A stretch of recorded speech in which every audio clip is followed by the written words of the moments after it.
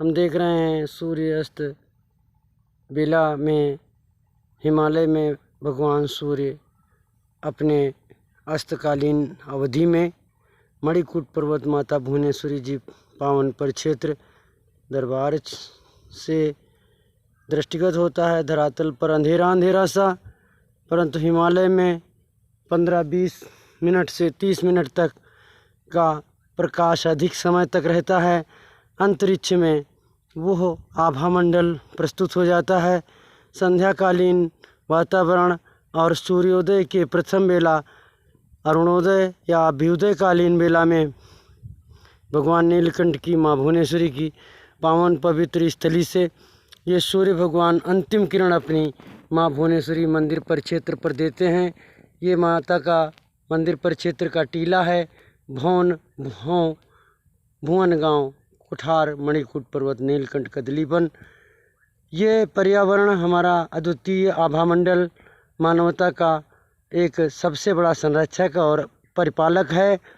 इस हम अपने वातावरण को जब केमिकलों से भर देते हैं, जब हम बहुत ज़्यादा गंदगी प्रदूषण इसमें डाल देते हैं, तब हमारी ये समष्टि ये वनस्पति विकृत होने लगती है और परिणाम होता है अनन्य व्याधियों का ग्रसित मानव पुंज दुखित होना। हम उस मानव पुंज के दुखित प्रभाव को कैसे धीरे धीरे समाप्त करेंगे, ये हमारी निजी जिम्मेदारी होगी। इन आयुर्वेदों को अमृत तुल्य हम जो हिमालय में वनस्पतियाँ हमारे यहाँ प्राप्त पाई जाती हैं, हम ये देख रहे हैं बाजरा घास, हाथी घास और पतावर सरकंडा सरकेठा घास।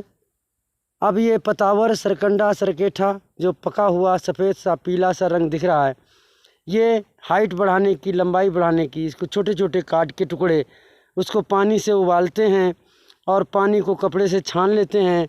उस पानी से स्नान करने मात्र से इंसान की लंबाई बढ़ती है। एलर्जी, फोड़ा फुंसी, दाद खाज, चर्म रोग और गठिया बाय, सूजन, अकड़न जकड़न मिट जाती है।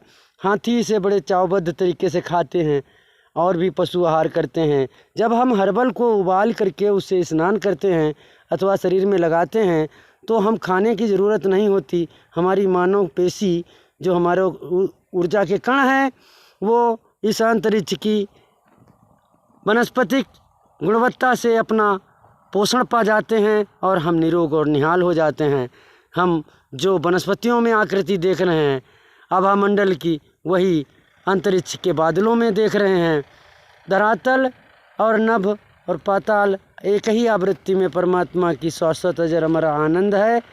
हम मानो इसको अपनी सूझबूझ से अपनाएं, अपने हितकारी चीज़ों का चयन करके दैनिक जीवन में उतारें, प्रयोग करें, खाएं। आयुर्वेद वो वेद है जो अपनी सूझ पर, अपनी क्रिया पर अपना परिणाम प्राप्त कराता है, उसे कहते हैं आयुर्वेद। आयुर्वेद इन ढोंगियों की फार्मेसी की परिभाषा नहीं है। आयुर्वेद उम्र में करो, वैधानिक करो, नियमित करो, ज़रूरतमंद भर करो, ये आयुर्वेद है। आयुर्वेद वो है जो अपने आप अपनी मौत भी खोज लो और अपने आप अपनी अमृत की चाबी भी प्राप्त कर लो, इसका नाम है आयुर्वेद। आयुर्वेद हम आप सब अपनाते हैं, लेकिन ढोंगियों की बनी बनाई फार्मेसियों की चंगुल चाल में फंस जाते हैं। ये हर्बल, नेचुरल, ये डस्ट जिसको मान चुके वैज्ञानिक, ये लुटेरे जो बिक चुके देशद्रोहिता में, ये ढोंग पुजा रहे मंदिर मस्जिद गुरुद्वारों में, नाटक फैला रहे। ये हमारी ये नेचुरल हर्बल वनस्पति माता, धरती माता, प्रकृति माता का आलिंगन नहीं सीधे सीधे कराते, न करते हुए जो हमारे वैद्य अनुभवी हैं उनका तिरस्कार कराते, ब्लैकमेल करते, लुटेरों से लुटवाते, अनन्य उनके ऊपर व्यभिचार अत्याचार करते हैं। मेरा जनमानस मानवता से निवेदन है, सर्व कल्याण मिशन के संचालक Amritgiri Ashram trust, eco life Uttarakhand Bharat और बहुत सी हमारी विश्व प्रसिद्ध हर्बल इको लाइफ की, वसुदेव कुटुंबकम की संस्थाएं जो सत्य को धरातल पर लाकर नेचुरल जीवन जीने की कला सिखाती हैं, उन पर हम विश्वास रखते हैं। हम रखते हैं विश्वास अपने पैर के नीचे इन अमरतुल्य आयुर्वेदों पर। ये हमारे बाप, बाप के बाप, उनके बाप संसार के बाप का असर हैं। जो निर्माण किया परमात्मा ने, उस परमात्मा के प्रभाव का ये प्रत्यक्ष प्रमाण है। हम इनको प्राप्त करेंगे। इनमें ईश्वरीय पौधे हैं, देवता तुल्य पौधे हैं। अगर सदुपयोग करेंगे तो अमृत बनेगा, और इसका दुरुपयोग करेंगे तो विष तो है। केमिकलों से तुम अमर नहीं हो सकते। अपने गांव घर की चीज़ों से निरोग अवश्य हो सकते हो, आनंदित अवश्य हो सकते हो, रोग मुक्त अवश्य हो सकते हो। इस पर पूरा मेरा दावा है।